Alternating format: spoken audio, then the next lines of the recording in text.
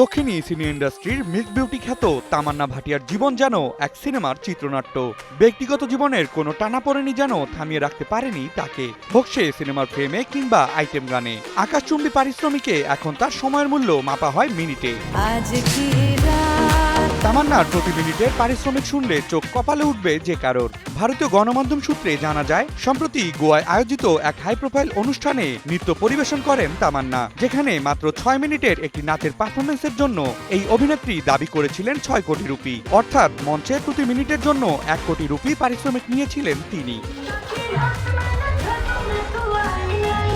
অনুষ্ঠানে তামান্নাকে এক পলক দেখার জন্য দর্শকদের মধ্যে ছিল প্রবল আগ্রহ, ফলে টিকিট বিক্রি হয়েছিল চড়া দামে। তামান্না মঞ্চে উঠতেই দর্শকদের উচ্ছ্বাস ছাপিয়ে যায় সব সীমা, নাম ধরে চিৎকার, করতালি আর উল্লাসে মুখর হয়ে ওঠে পুরো এলাকা।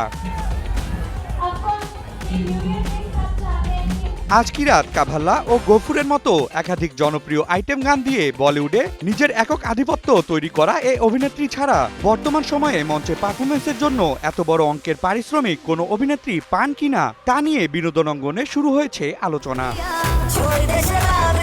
হাউসান হাবিব, রকি, নিউজ 24।